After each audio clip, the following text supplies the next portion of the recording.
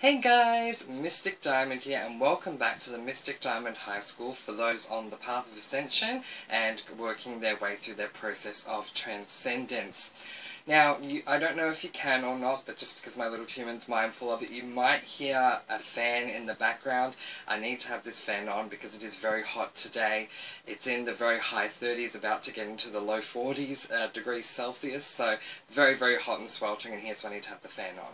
That aside, let's talk about what we are doing today. Today we are going to continue on with two topics that we've discussed already, and fully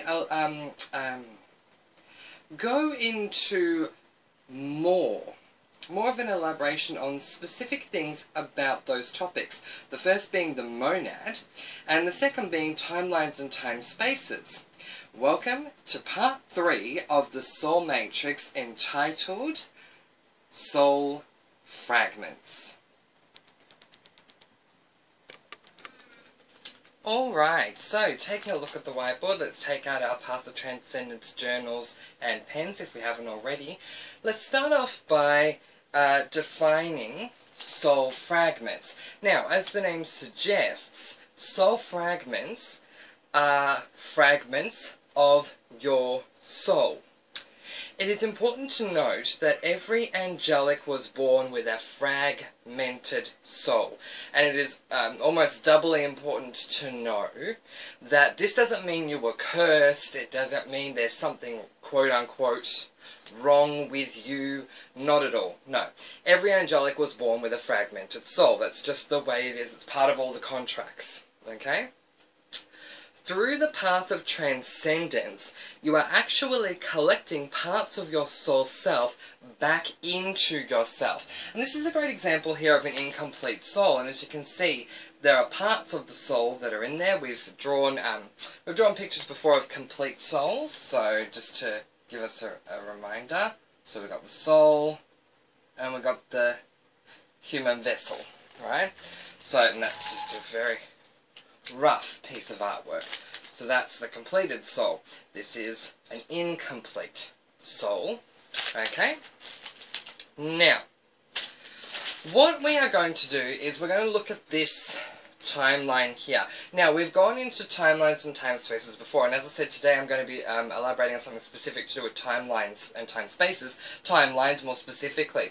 And here's where it comes, one of the first points of the Mystic Diamond High School, where it's much better that you've watched the former video before coming into this one. So if you haven't seen timelines and time spaces, I do recommend you watch that one first, because this one will not make sense without it. So as you can see with your standard timeline, ignoring the diamonds, we're going to be talking about those in just a moment. Okay, we have the love hearts conversion into love energy here, the hit points that we come into when we're on the separate timelines.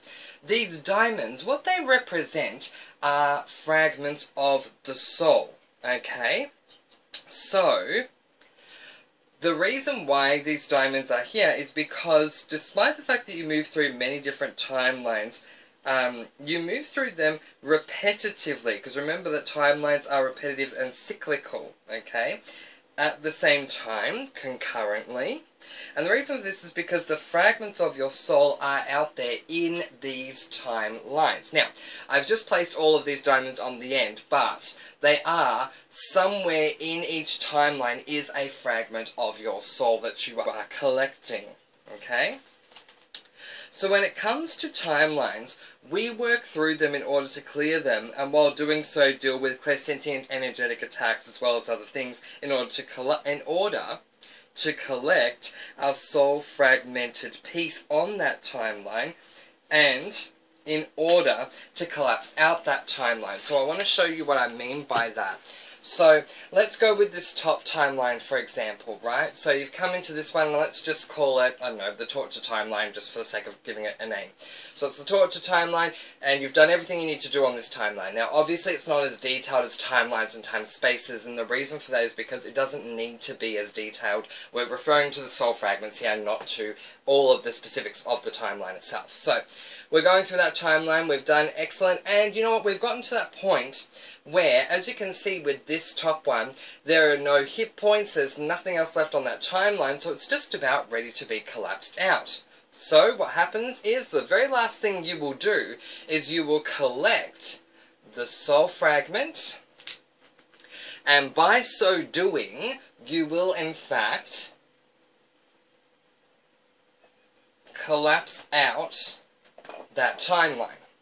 So the collection of the soul fragment is the very last thing you do. You collect the soul fragment and the timeline itself then collapses out.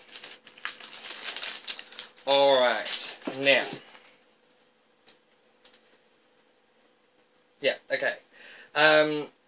Now, also note that once we have collected all of our soul fragments, our light body will be complete. So, I'm going to show you here quickly. So we've now collected this soul fragment. Over to, well, let's make this a bit easier actually. And voila! I collected that piece there of the soul. Okay? So, according to this diagram anyway, this particular being has two parts left, an arm and a leg, as far as representing it in stick figure form. You know what I mean. So, they'll collect the next two, and then they'll have the completed version of their soul. Now, the process of soul fragment collection ends once you have ascended, as you'll then have completed your light body, and therefore with your completed light body, you can go off and fully do what you need to, as your light body is now complete. Okay?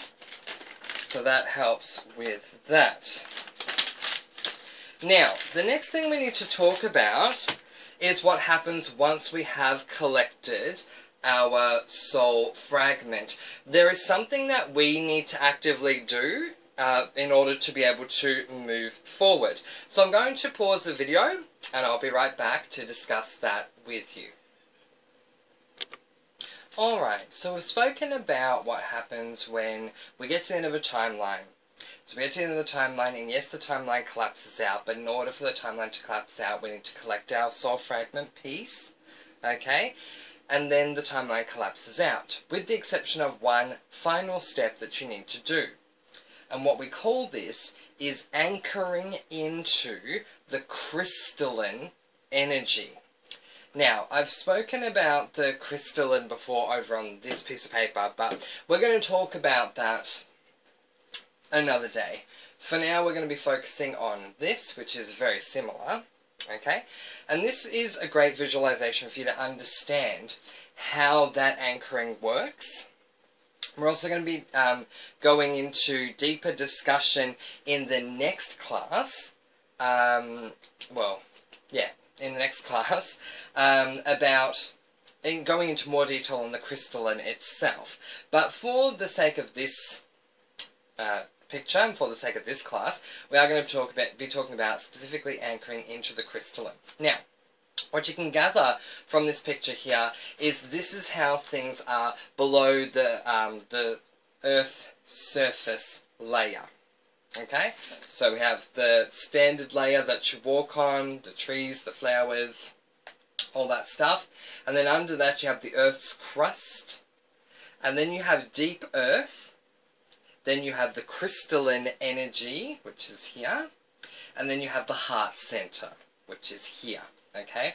So what you're doing, once you have collected the soul fragment piece, you are then energetically anchoring into the crystalline, okay?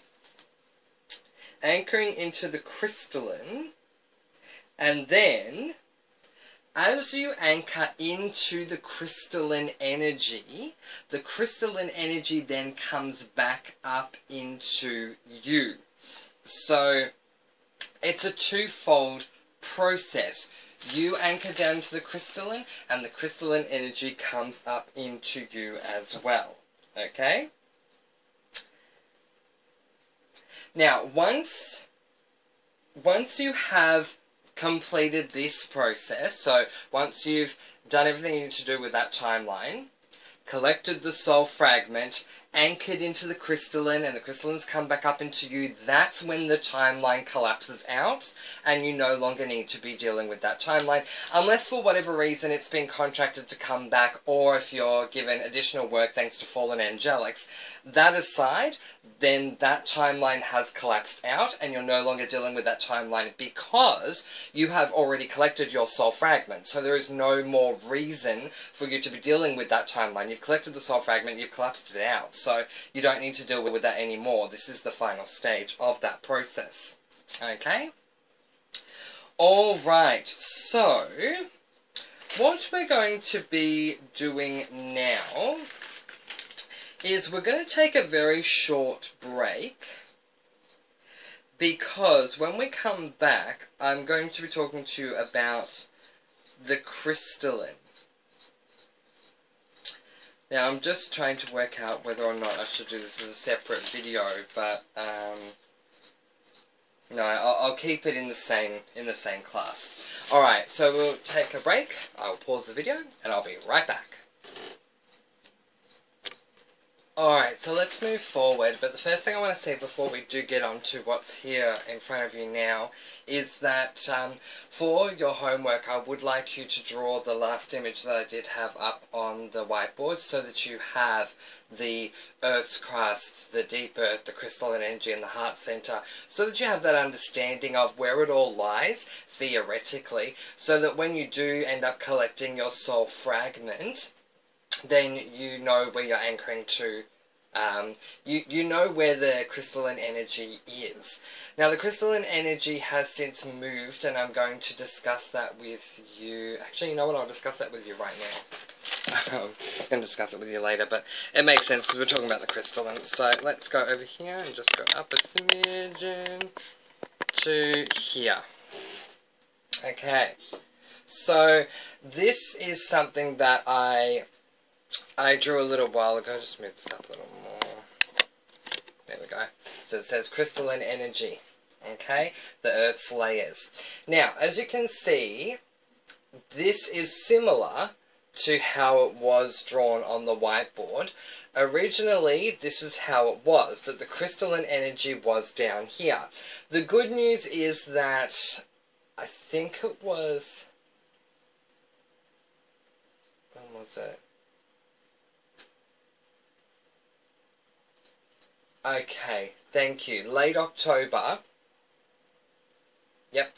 The crystalline energy actually moved up. So it was here, as we were showing on the whiteboard, between the deep earth and the heart center. But because of all the hard work that was being done by the first through to the fifth wavers at that time, the crystalline, the first and the second wavers in the monad, my apologies, at that time, the crystalline energy moved up to here, okay, and now it's just below the Earth's surface. Now, the reason why I needed to draw where the crystalline energy was on the whiteboard was because this is where it was.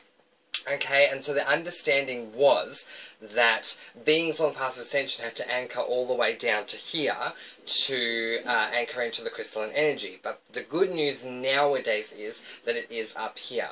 So what I would like for you to do is to draw the image that I put on the whiteboard, but then do what I've done here with the dots and the arrow, showing that the crystalline was here, but it has since moved up here, because we need to have that appreciation of where it was to where it is now. Alright, let's make our way back over to the whiteboard, shall we? Alright. Might just move this across a little bit more. There we go, centre it a bit. Alright, so let's discuss what's going on here, shall we? So, this is a bit of an understanding of what the crystalline, each individual crystalline crystal looks like. So the crystalline energy itself is made up of many crystals. And also, thank you, Higher Self is just pushing through. I know that I've raced through this. Yes, part of it is because we're in high school, but the other part is that, as you guys know, I try and teach from a general point of view, a general perspective, rather than getting too specific when I need to keep in mind that with everyone's soul contract, they are all different. So I'm only sharing the general things with you guys that everyone will come into. Okay, so everyone will be anchoring into the crystalline energy when they've received the soul fragments. This is what the crystalline crystals look like. But other things that are specifically individualistic to your own soul contract won't come up in this video. However, sorry, my door keeps banging.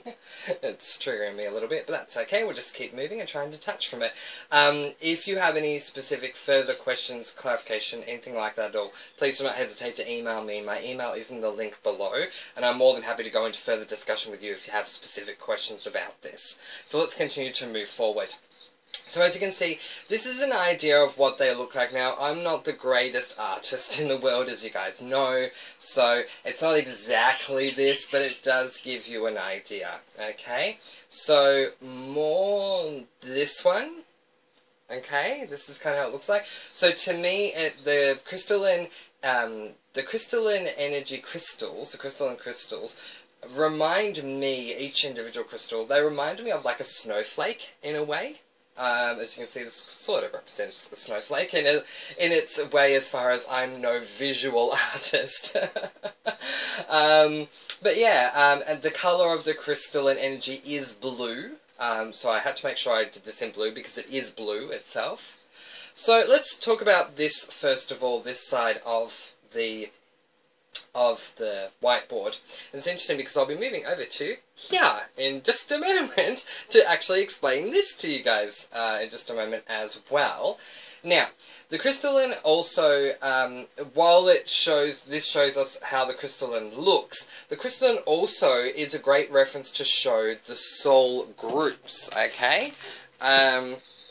It shows us how all of the soul groups are connected. Now, as you guys know, there are 12 soul groups, and yeah, I've got like 6 things coming off this one, and this one has 7, okay? But imagine if it was 12, okay? Now, as you can see, there are different colours here. So you've got the blue, the red, and the black. What this is representing are the waves of each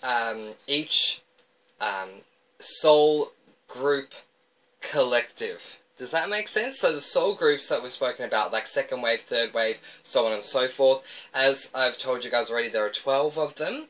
So if we look at this branch, let's say this is the 7th soul group, okay, just off the top of my head. The blue represents the first wave, the red, the second wave, the black, the third wave, and so on and so forth it goes. So they are all connected. And not only are they, I'm getting a little bit into unity consciousness here, but it's still good to know. Not only are they all connected on this branch, if we're to call it a branch, being the 7th soul group, 1st, 2nd, 3rd, and it goes on, 4th, 5th, and 6th as of the 1st of January. But it's also connected back to here, which connects to all the others, so hence unity consciousness. You're not just connected to your soul group and the first wavers of your soul group. You only have that connection, say if you're a 5th waver, for example. But you're also connected to all the other soul groups as well.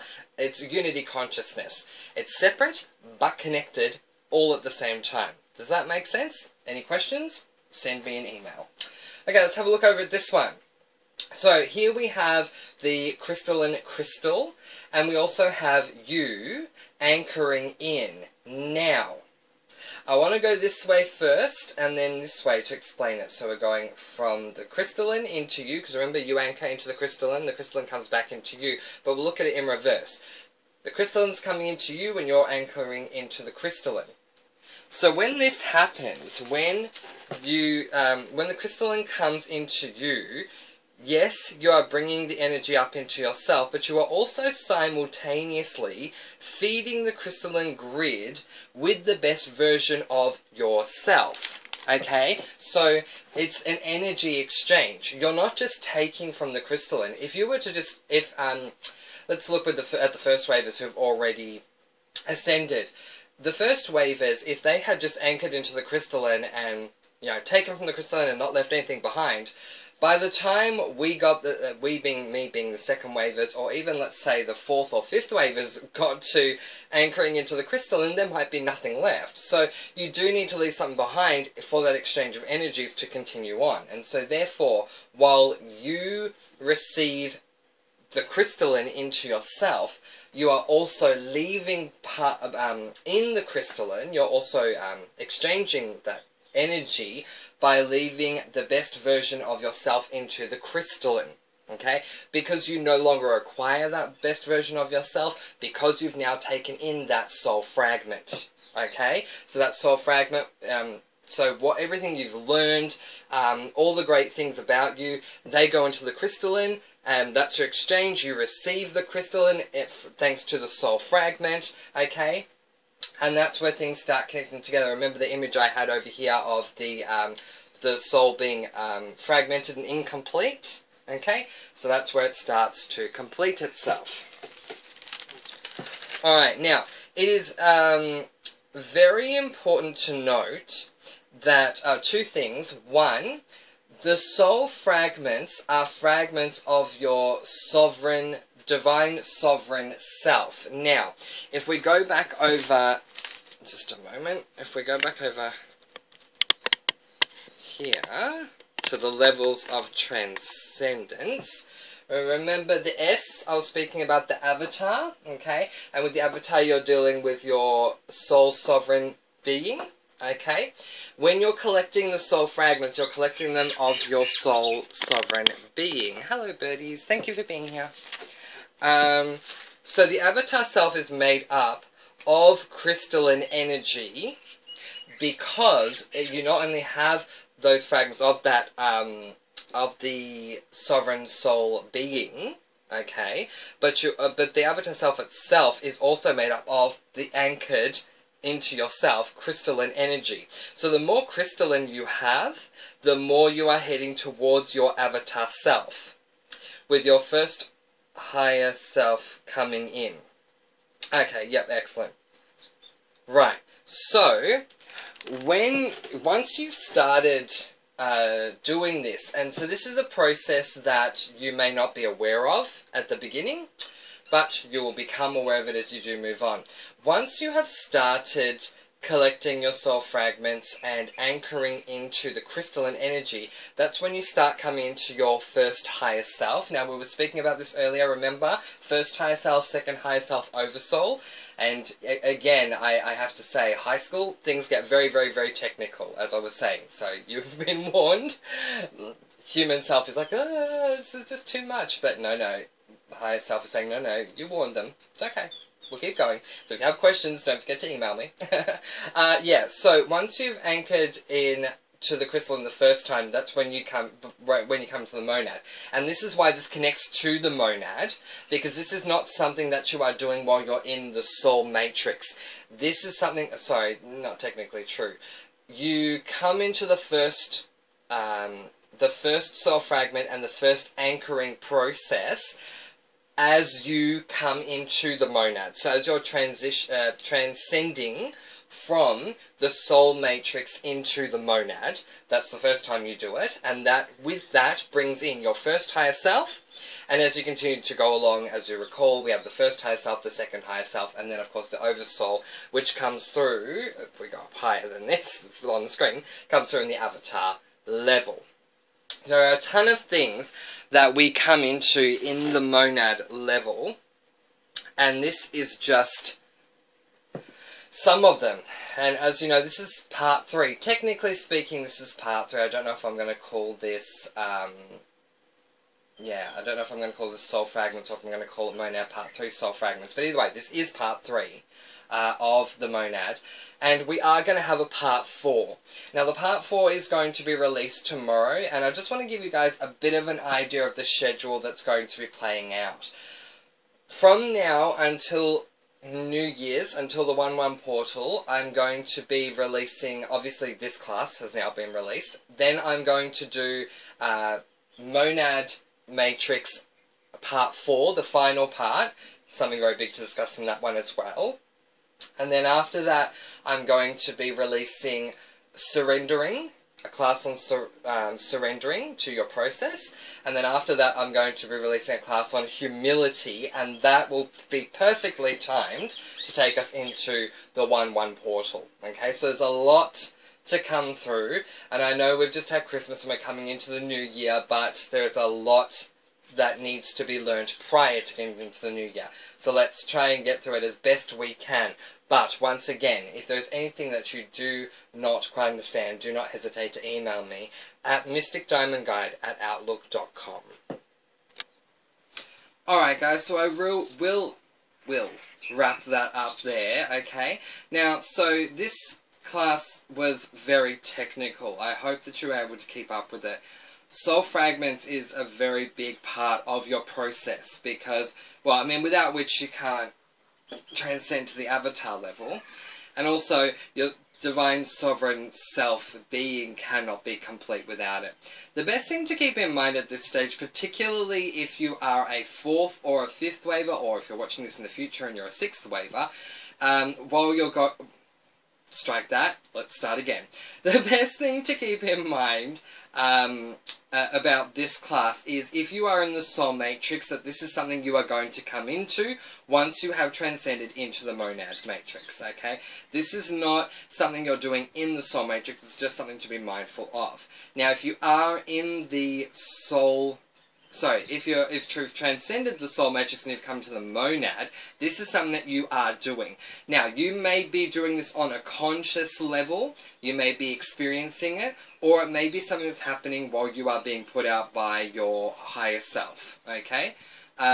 Both are contracted. It really, again, Ascension 101 comes back to your soul's contract as to what it is you're experiencing. So if you're not necessarily seeing this, if you're not necessarily seeing it or feeling it, don't get too caught up or too bothered by that fact.